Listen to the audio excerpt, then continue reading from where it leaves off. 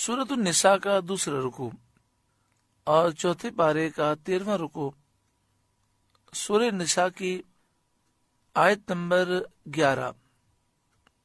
यूसीकुमुल्लाहु फी औलादिकुम, अल्लाह तुम्हें हुक्म देता है तुम्हारी औलाद के बारे में। यानी अल्लाह तबारक व तआला तुम्हें विरासत की तकसीम के मुतालिक हुक्म देता है। तुम्हारी औलाद के बारे में अगर मैयत ने बेटे और बेटियां दोनों छोड़ी हों, लिज़्ज़करी मिस्लु हज़्ज़िल उन्सयैन, बेटे का हिस्सा दो बेटियों के बराबर है। फ़इन कुन्न निसाअन फ़ौक़ स्नतैन, फिर अगर सिर्फ बेटियां हों दो से ऊपर, फलहुन्न सुलुसा मा तरक, तो इनके लिए जायदाद की 2/3 है। लेकिन शरई मसला ये है कि जब किसी का इंतकाल हो जाए तो सबसे पहले जो पहला खर्चा है वो है तजहीज़ व तकफीन का है, तदफीन का है। तो वो मैयत की जायदाद में से हिस्सा लिया जा सकता है। यानी जो खर्चा तजहीज़ में, तकफीन में और दफन वगैरह में आता है वो मैयत की जायदाद में से उसे लिया जा सकता है। और अगर कोई वारिस अपने पैसों से करना चाहे तो बहुत बड़ी सादत की बात है। इसके बाद दूसरा नंबर है जो मैयत पर कर्ज है वो जायदाद में से अदा किया जाए।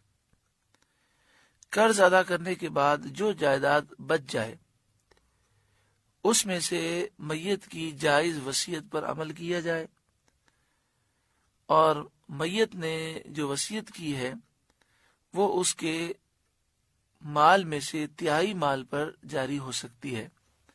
मसलन मिसाल के तौर पर एक शख्स है, उसका इंतकाल हुआ और उसके पास 5 लाख रुपए हैं। 2 लाख रुपए उसके कर्ज में निकल गए, अब बचे 3 लाख रुपए, और उसने वसीयत की थी कि 1 लाख रुपए मेरे मरने के बाद मस्जिद में दे दीजिएगा। तो अब चूंकि 3 लाख बचे हैं और 1 लाख वो 1/3 है तो हम दे सकते हैं।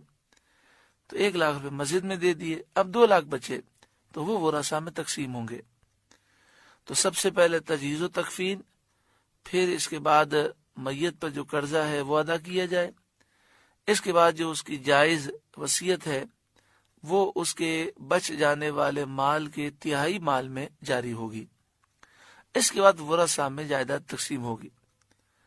अब वरासा में जायदाद तकसीम हो रही है और हाल ये है कि मरने वाले का और कोई रिश्तेदार यानी माँ बाप भी नहीं है और उसकी ज़ौजा भी नहीं है, सिर्फ उसकी औलाद है, लड़के भी हैं और लड़कियां भी हैं। तो जायदाद इस तरह तकसीम होगी कि फरमाया एक लड़की को जो हिस्सा मिलेगा उसका दुगना लड़के को हिस्सा मिलेगा। मसलन एक लड़का है और 2 लड़कियां हैं, 2 बेटियां हैं, तो जायदाद को 4 हिस्सों में तकसीम करेंगे। एक हिस्सा बेटी को दे देंगे और 2 हिस्से एक बेटे को दे देंगे। ये एक मिसाल दी गई है। और अगर मैयत की सिर्फ बेटियां हों और वो बेटियां 2 हों या 2 से जायद, यहां पर तो फौकस नतैन के अल्फाज हैं 2 से ऊपर, लेकिन इजमा इस पर है कि 2 बेटियां हों या 2 से ऊपर हों और बेटे ना हों तो कुल जायदाद में से 2/3 बेटियों में तकसीम कर दी जाएगी। 2/3 का मतलब ये है कि जायदाद के 3 हिस्से किए जाएं, 2 हिस्से बेटियों में तकसीम हो जाएंगे।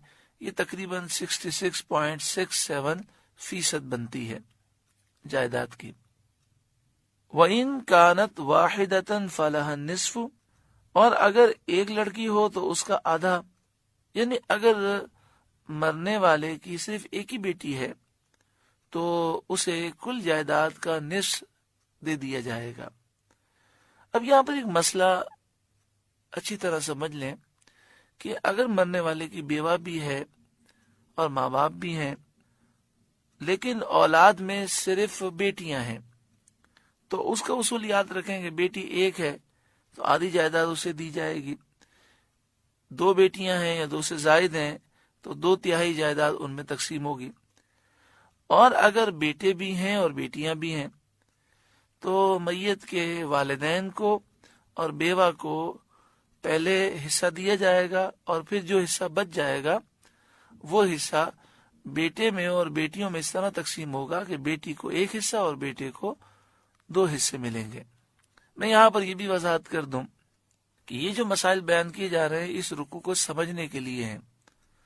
بہت سے مسائل ایسے ہیں جو آپ کی سمجھ میں نہیں آئیں گے، لیکن سننے کا فائدہ یہ حاصل ہوگا کہ اس سے یہ ذہن بن جائے گا کہ جب بھی کسی کا انتقال ہو تو کسی سنی صحیح العقیدہ مفتی سے رجوع کریں، دارالافتاء سے رجوع کریں، اور اس کی وراثت کی تقسیم کے قواعد سمجھ لیں، ان سے فتویٰ لے لیں کہ اتنے ورثہ ہیں، بتائیے کس کو کتنا حصہ دیا جائے گا۔